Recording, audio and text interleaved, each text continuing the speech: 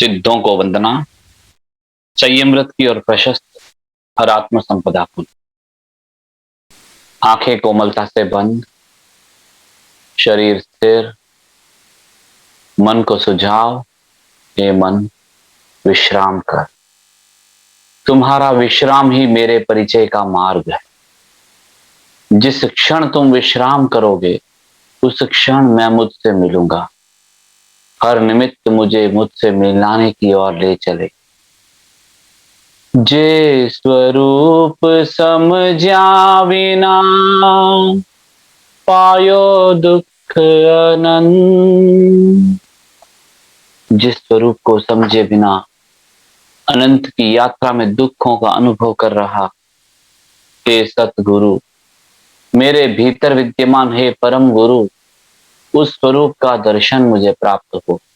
उस स्वरूप को प्राप्ति के निमित्त मिलते रहे। लोक पर्यंत विद्यमान सर्व केवली भगवंतों को वंदना। गुरुदेव आपको वंदना। सर्व साधु साध्वियों को वंदना। हर निमित्त मेरे परम उपकारी है।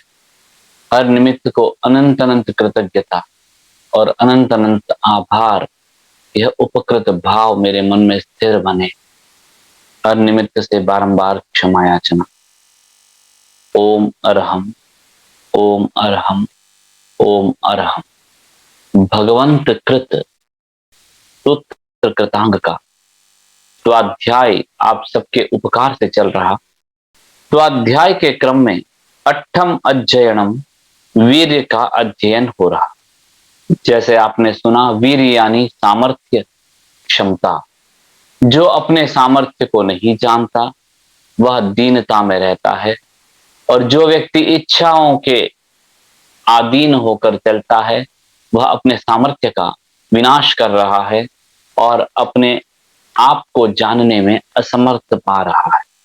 कल दो प्रकार के विभाजन को पढ़ने का अवसर प्राप्त हुआ। एक अकर्म वीर्य, एक कर्म वीर्य। जो वीर्य कर्म के उदय के समय, कर्म के उदय के परिणाम के समय प्रतिक्रिया में लग जाता है, एक अपेक्षा से वह कर्म वीर्य।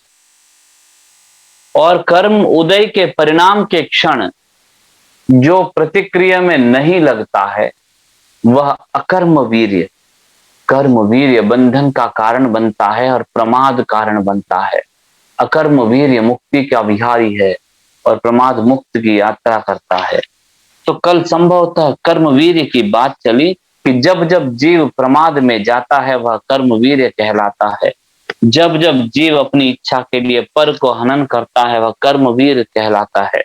जब जब जीव के भीतर वैर का भाव, उस वैर भाव के कारण वह प्रतिक्रिया करता है वह कर्म वीर कहलाता है, संभवतः यथा जानकर।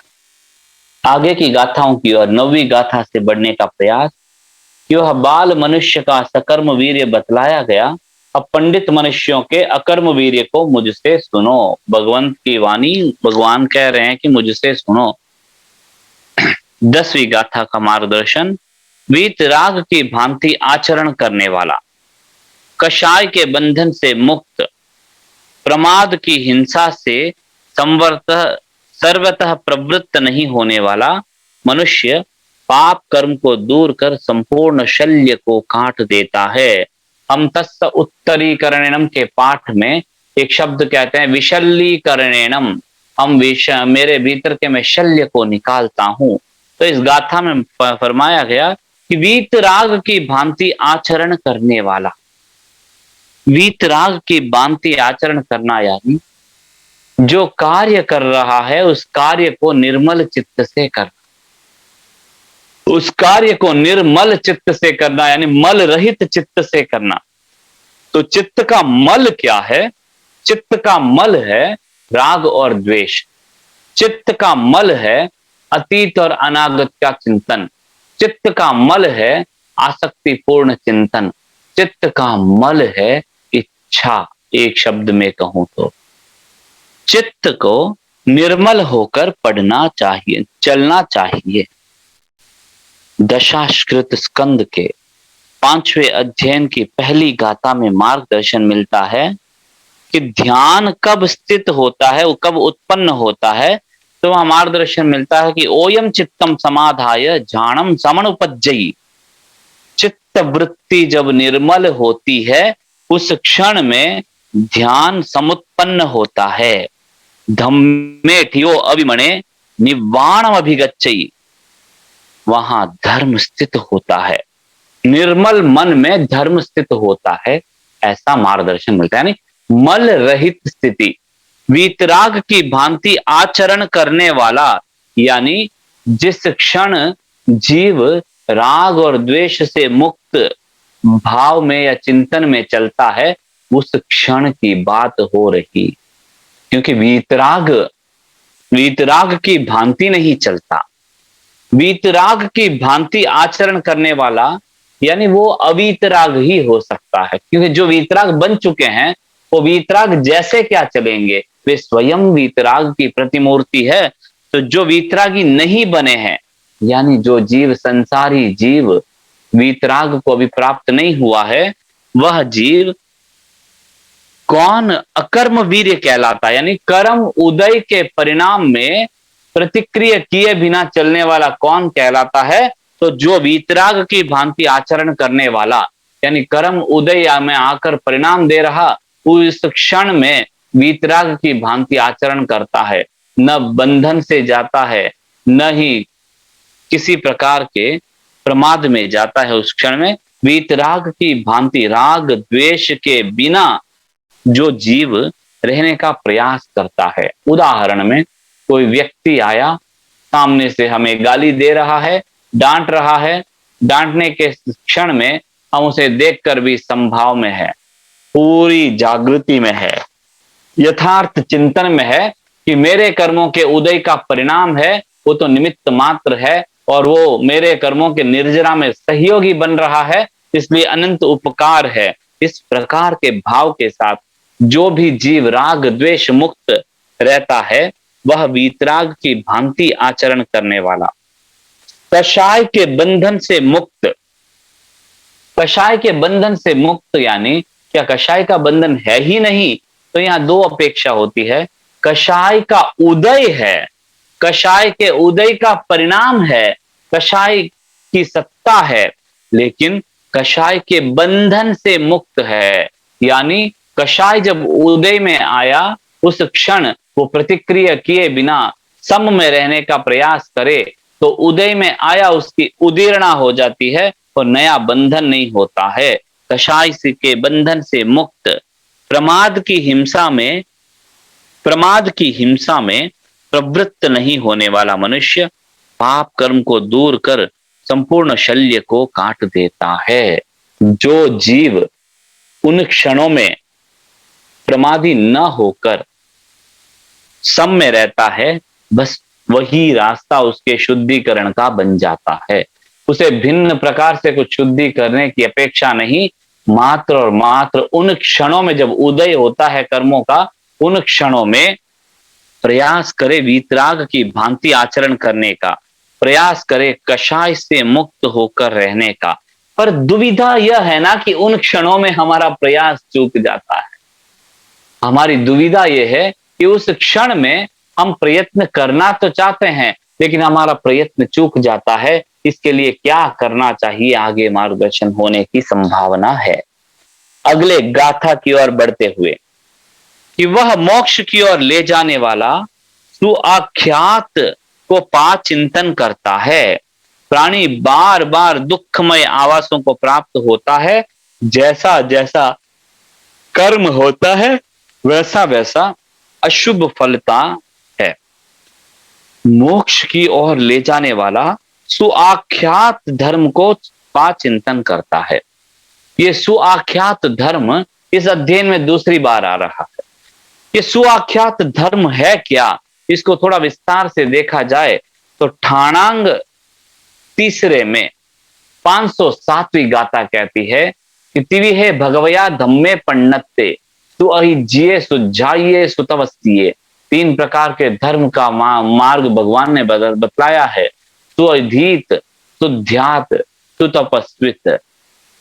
सु जया सुअज्यम भवई तया सुजाह्यम भवई। जब उदय काल होता है, यानी तीन शब्द यहां मिलते हैं कि सुआख्यात धर्म क्या है, जहां पर सुअधीत, सुध्यात, सुतपस्वित ये तीनों होते हैं, वहां सुयक्षाय धम्मस तिविहे भगवया धम्मे पण्णत्ते, तीन प्रकार के धर्म का प्रतिपादन किया भगवान ने। ये तीनों जहां स्थापित होते हैं वहां सुयक्षाय धम्मस होता है, सुआख्यात धर्म होता है। कि सुआख्यात धर्म क्या है? सुअधीत, सही रूप से, समीचीन रूप से, यथार्थ रूप से अध्ययन किया हुआ। सुध्यात, सही रूप से जो अध्ययन हुआ है उसका ध्यान चलता है। दो प्रकार से, एक जब अध्ययन चला उसके तत्क्षण बाद उस पर चिंतन मनन चलता है। दूसरा, जब जब अपेक्षा हो, अवसर हो, कर्म उदय का क्षण हो, उन उदय के काल में जो हमने अध्ययन किया उसे अप्लाई करने का प्रयास किया जाता है, उसको अप्लाई करने का ध्यान या प्रयास किया जाता है।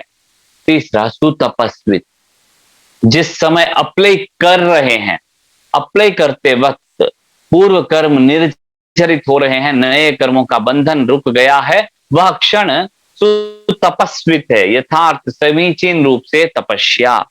प्राय तपस्या को, भूखे रहने के क्रम को हम तपस्या मानकर चलते हैं और इसी संदर्भ में अनेकों परंपराएं जुड़ चुकी है, पर यथार्थ रूप से जब देखते हैं तो यह भूखे रहना तपस्या नहीं, कर्म जब उदय में आता है और परिणाम देता है, उस क्षण में जो हमने अध्ययन किया उस अध्ययन को लेकर ध्यान करता, यानी उस समय अपना ध्यान उसमें केंद्रित करता है, वह क्षण तपस्या है। इसको एक उदाहरण में लेते हुए, सुअधीत, अध्ययन किया गया कि मेरे कर्मों का उदय का परिणाम हो रहा है मेरे साथ हर क्षण, ये अध्ययन हुआ मान लेते हैं। अब एक दिमाग के कोने में एक विचार है, ये विचार है, अब कोई व्यक्ति ने वापस डांटा हमें, कोई व्यक्ति ने दोष दिया हमको, उस समय तो ध्यात, हम ध्यान दे रहे हैं मेरे साथ क्या हो रहा है उस पर ये समीचीन रूप से ध्यान देते हुए सुतपस्वित, उस ज्ञान को अप्लाई करने, सुअधीत को जो सही रूप से मैंने अध्ययन किया है उसको अप्लाई करने का प्रयास, कि मुझे प्रतिक्रिया नहीं करनी चाहिए, जो भी हो रहा है मेरे उदय का परिणाम है, मेरे शांत रहने पर वे उदय में आए हुए कर्मों की निर्जरा हो जाएगी। ये तीनों जब मिलते हैं, यानी समीचीन रूप से अध्ययन, समीचीन रूप से ध्यान और समीचीन रूप से तपस्या, जब तीनों हो गए तो वहां पर जो धर्म की स्थापना होती है वह सुयक्षाय धम्मस्य, सुआख्यात धर्म की स्थापना होती है। तो वह मोक्ष की ओर ले जाने वाला कैसा है? वह सुयक्षाय धम्मस्य, यानी प्रतिक्रिया किए बिना मैं संभाव में रहूं, तब पूर्व के कर्म निर्जरित, नए आश्रयों पर प्रतिबंध लग गया, और जहां पर ये प्रतिबंध लग जाए वह स्थिति को सुआख्यात धर्म कहा गया, और सुआख्यात धर्म मोक्ष की ओर ले जाने वाला धर्म है। ऐसे भगवंत की वाणी से मार्गदर्शन प्राप्त होता है। नेया उयम सुयक्षातम, अगली गाथा की ओर चलते हुए, कि प्राणी बार बार दुखमय आवासों को प्राप्त होता है। कब प्राप्त होता है? जब संसार के चीजों में जीव ममत्व बुद्धि रखता है, तब तब दुख का अनुभव करता है। जो आदमी सुअखाय धम्मस, इस गाथा में मिलता है कि वह मोक्ष की ओर ले जाने वाले सुआख्यात धर्म को पा चिंतन करता है, प्राणी बार बार दुखमय आवासों को प्राप्त होता है। जैसा जैसा कर्म होता है वैसा वैसा अशुभ फलता है। यानी जो जीव सुयखाय धम्मस्य का अनुसरण आचरण करता है, वह अतीत के बंधनों को तोड़ नवीन के बंधनों से का नाता न जोड़ते हुए चलता है, और वहां पर चिंतन करें कि प्राणी बार बार दुखमय आवासों को प्राप्त होता है। तो जैसे जैसे कर्म होगा वैसा वैसा परिणाम होगा। अगले गाथा की ओर बढ़ते हुए, यानी इस अध्ययन में ये दो गाथाएं बहुत महत्वपूर्ण है। एक तो पहली गाथा उसके बाद वैसे तो हर शब्द भगवान का महत्वपूर्ण है, लेकिन मुझ जैसे अल्पज्ञों को इन 2 गाथाओं से कुछ ज़्यादा समझने को मिला। उसमें पहली नंबर 1 वाली गाथा, उसके बाद नंबर 10 और नंबर 11वीं गाथा, जिस पर बार-बार स्वाध्याय कर अपने भीतर के अनंत के प्रकाश को प्राप्त करने का प्रयास करें। 12वीं गाथा की ओर बढ़ते हुए, स्थानी अपने विविध स्थानों को छोड़ेंगे, इसमें कोई संशय नहीं। ज्ञातिजन और मित्रों के साथ यह वास नित्य नहीं। क्षणिच्छे ही अमिक्क पण्य समिक्क पण्य, यानी नित्य और अनित्य का बोध चिंतन चले। स्थाई स्थानीय अपने विविध स्थानों को छोड़ेंगे। उच्च प्राप्त स्थान यानी जहां पर हम है वह स्थान माने। जिस गति में, स्थिति में, मति में हम है वह हमारा स्थान है। अभी मैं मनुष्य के रूप में यहाँ पर विराज विद्यमान और जो भी भावों के साथ चल रहा, यह मेरा स्थान है और यह स्थान हम छोड़ेंगे। जो हमारी स्थिति है वह स्थिति को जीव छोड़ता ही है।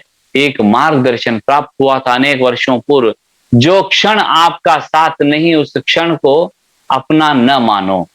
यानी हर समय परिवर्तन चल रहा, हर समय परिवर्तनशीलता चल रही।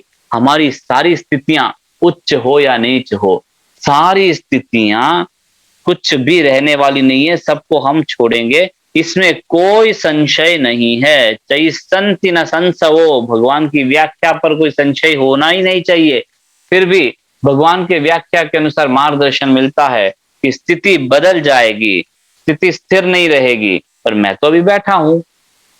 तो अभी की अपेक्षा नहीं, इस क्षण की अपेक्षा भी हर समय मेरे भीतर परिवर्तन चल रहा है। जैसा मेरे भीतर परिवर्तन चल रहा है, वैसे ही बहिर हर एक वस्तु में भी परिवर्तन चल रहा है।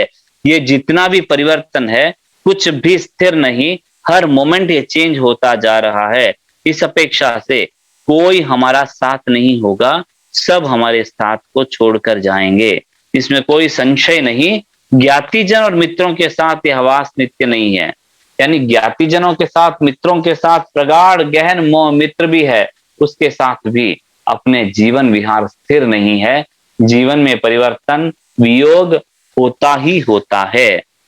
ऐसा सोचकर मेधावी मनुष्य अपनी गृद्धि को छोड़ दे और सब धर्मों में निर्मल आर्य धर्म को स्वीकार करें।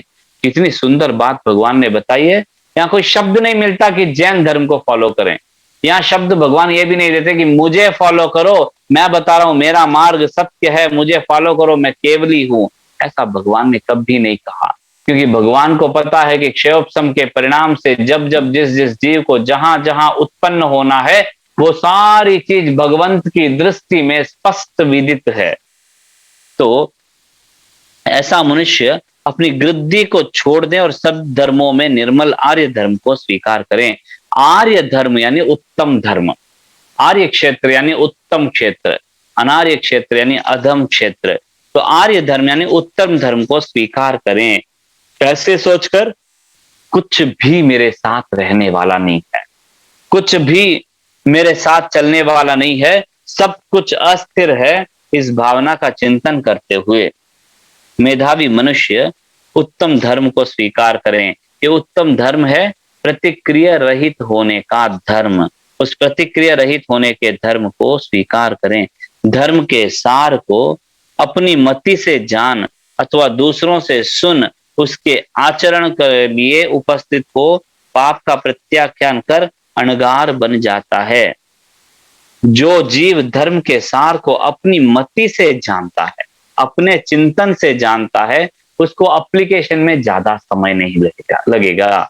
जो अपने मति से जानता है, उसको अपने अध्ययन किया हुआ विषय को अप्लाई करने में ज्यादा मुश्किल नहीं रहेगी और उसके आचरण में उपस्थित हो पाप का प्रत्याख्यान कर अणगार बन जाता है। यानी जो धर्म के सार को अपनी मति से जाना, उसके आचरण के लिए उपस्थित हुआ और पाप का प्रत्याख्यान करते ही वह अणगार का स्वरूप प्राप्त होने की संभावना। पंडित अणगार, जो भी व्यक्ति इस स्थिति में जाता है, कौन है ये व्यक्ति? अकर्म वीर्य, यानी उदय काल में जो प्रतिक्रिया रहित रहकर चलने का प्रयास करता है, वह पंडित अनगार अपने आयुष्यम का जो कोई उपक्रम जाने तो उसमें अंतराल में ही शीघ्रता से शिक्षा का सेवन करें। यानी जो पंडित है, कहा जाता है कि जब रोशनी है, जब घर सवार है, रात के अंधेरे में क्या घर सवारोगे, जिस समय रोशनी दिन का उजाला है तभी घर सवार लो। इसी प्रकार पंडित अनगार अपने आयुक्षेम का जो कोई उपक्रम जाने तो उस आयुक्षेम के अंतराल में ही शिक्षा से शीघ्रता से शिक्षा का सेवन करें। कहने का तात्पर्य कि कोई जान लेता है कि उसका आयु कितना है, कहाँ तक है, कोई जान लेता है कि मेरे पास समय कितना है, कहाँ तक है, तो उस अंतराल में अपने आप को शिक्षित कर अपने आप को सन्मार्ग की ओर अनुसरण करवाने का प्रयत्न करे। कई बार जीव जब दुख का अनुभव करता है, दुख की अनुभूति के क्षणों में वो धर्म के निकट जाता है, क्योंकि जो नहीं चाहता वह जब उपस्थित होता है तब मोह टूटता है, और जब मोह टूटता है तो वह व्यक्ति उस मुक्ति के रास्तों के निकट जाता है। कहने का तात्पर्य आयुक्षेमता की कहीं अनुभूति होती हो, और ये तो पता ही है कि हम फिर नहीं, आयु का क्षीण होने वाला ही है, कुछ समय पहले या कुछ समय बाद। तो जब आयु क्षीण होती है उसके पहले अपने आप को शिक्षित कर लें। अभी बात यही चली थी कि धर्म के सार को अपनी मति से जाने और दूसरों से सुने और उसके आचरण के लिए उपस्थित हो, पाप का प्रत्याख्यान करता है, वह जीव अकर्म वीर कहलाता है। यानी कि अपने मति से धर्म को जाना। अपनी मति से कैसे जाना? तू अधीत, तू ध्यात, तू तपस्वित। यानी 3 रूल्स है अपने मति से विशुद्ध धर्म को जानने का। तू अधीत, सही रूप से अध्ययन करना कि क्या हो रहा है, क्या विषय मेरे साथ घटित हो रहा है। तो ध्यात, शुभ ध्यान में लीन होने का प्रयास।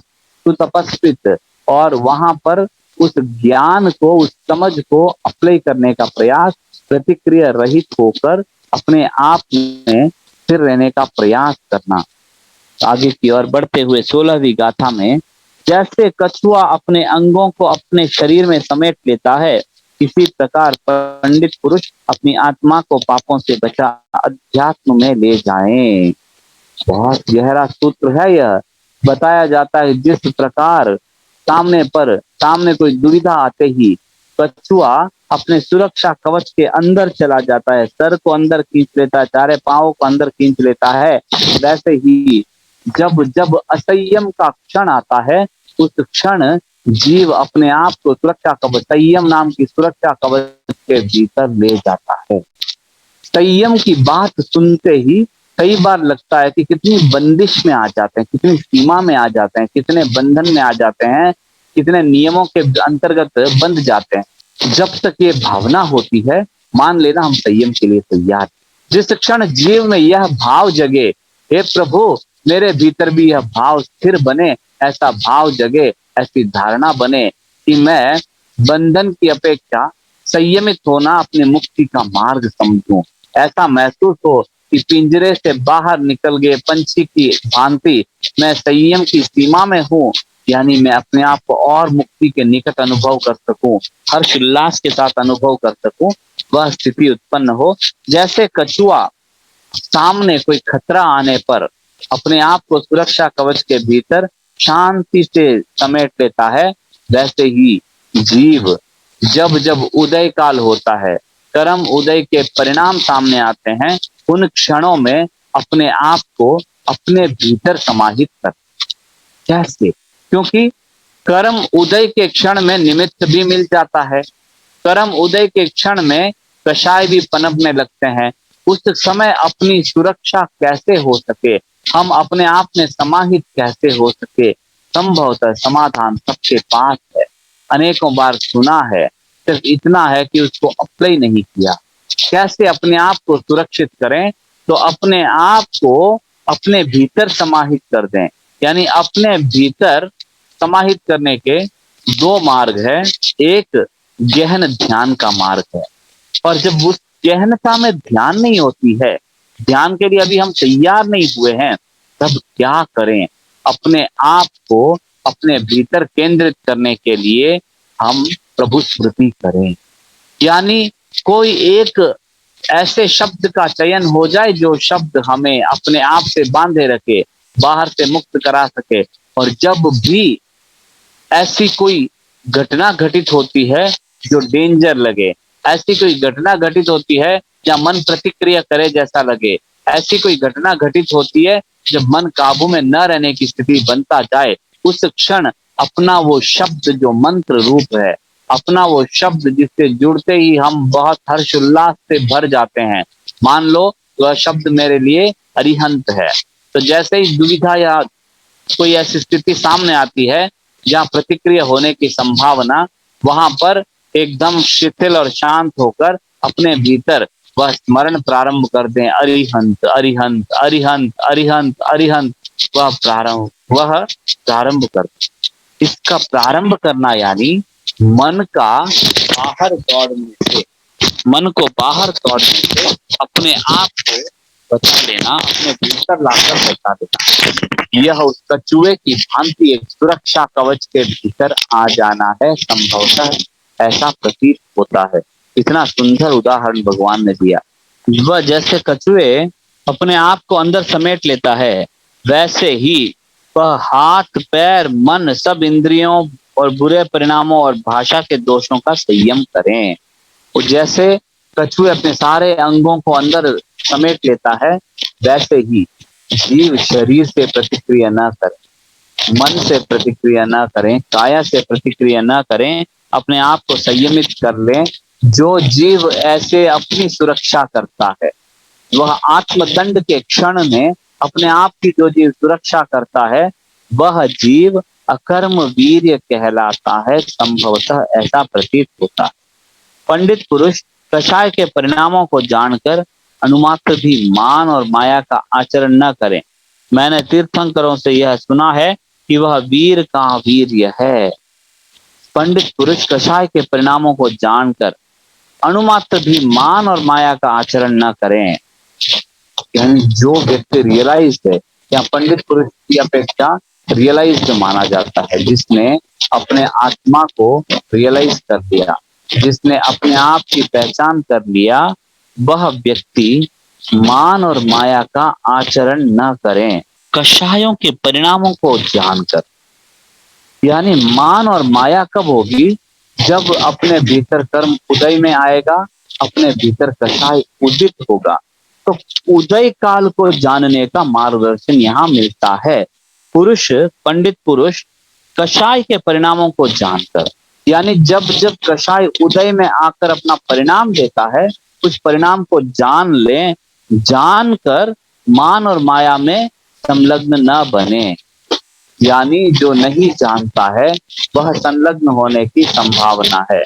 उदाहरण में कोई व्यक्ति अपने ऊपर नाराज है, गुस्से में है, और हाँ वो चाहता है कि कैसे भी हमको उकसाए, और जैसे ही उकसाएगा तो हम लड़ पड़ेंगे, और वो चाहता है कि ये लड़े ताकि वो भी हमारे ऊपर प्रहार कर सके।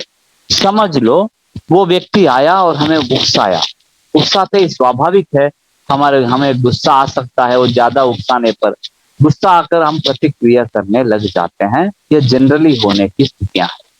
इस अपेक्षा अगर उस व्यक्ति की योजना आपको पहले ही पता चल जाए, उस व्यक्ति का प्लान आपको पहले ही पता चल जाए कि आके आपको उकसाने वाला है और उकसा कर आपसे लड़ाने वाला है, ये उसकी योजना है, और आप लड़ते ही आप पर प्रहार हो जाएगा।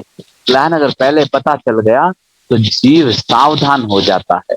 सावधान होकर उसके उकसाने पर भी प्रतिक्रिया जैसे नहीं करता, उसी प्रकार पंडित पुरुष कषाय के परिणामों को जाने, कषाय के परिणामों को जान, अनुमानम च मायम च तम परिणाय पंडिये, परिणाम कषायों का जानते हुए अनुमात्र भी, थोड़ा भी, मतलब जैसे ही कषाय की योजना क्या है, कषाय का परिणाम क्या है, कषाय उदय में आता है तो हमें गुस्सा दिलाएगा, मान अभिमान कराएगा, माया में लिपटाएगा, लोभ पैदा करेगा, ऐसी संभावनाएं है। ऐसा पता होने के बाद सावधान होकर चलने का प्रयास करें। और कषाय उदय में आते समय माया और मान से बचने का प्रयास करें। संभवतः ऐसा मार्गदर्शन प्राप्त होता है। जैसे जैसे आगे की गाथाओं की ओर बढ़ रहे हैं, ऐसा ऐसा लग रहा है कि एक एक गाथा में एक एक रहस्य, एक एक सूत्र के माध्यम से जीवन का मार्गदर्शन प्राप्त हो रहा है। तो प्रयास रहे कि हम अपने अतीत के उदय के परिणाम, यानी अतीत में जो कर्म बांधे हैं उसके उदय के परिणामों को जानने का प्रयास करें। मतलब जब कषाय उदय होता है तब मुझे क्रोध आता है, जब कषाय उदय होता है तब मुझे मान होता है, जब कषाय उदय होता है तब मैं लोभ करता हूं। ये जानकर उदय के क्षणों में निमित्त से, यानी जो सामने आया है उससे बंधे बिना अपने आप को किसी आलंबन से जोड़ दें। भगवान की स्मृति, भगवान के मार्गदर्शन की स्मृति, या फिर किसी ऐसे शब्द की स्मृति से अपने आप को जोड़ ले, आलंबन ले लें, जिसके परिणाम से उदय में आया हुआ कषाय निर्जरित होकर, संक्रमित होकर अशुद्ध से शुद्ध का कारक बन जाए। ऐसा मार्गदर्शन प्राप्त होता है। आगे की गाथाओं को आगे लेने का भाव रखता हूँ। यथा अवसर यथा समय बताने में कोई त्रुटि हुई, किसी प्रकार का मिथ्या भाव प्रकट किया हो, भगवान की वाणी के विरुद्ध कोई शब्द, व्याख्या, चिंतन, धारणा अभिव्यक्त किया हो, उन सारे क्षणों के लिए स्वयं से तत्समिच्छामि दुष्कर्म करते हुए, हर निमित्त से अनंत अनंत कृतज्ञता ज्ञापित करते हुए, हर निमित्त को बारंबार क्षमा याचना करता हूँ। ये अध्ययन का, श्रवण का मूल लक्ष्य बने कि हमारे यथा अवसर क्षण में आचरण।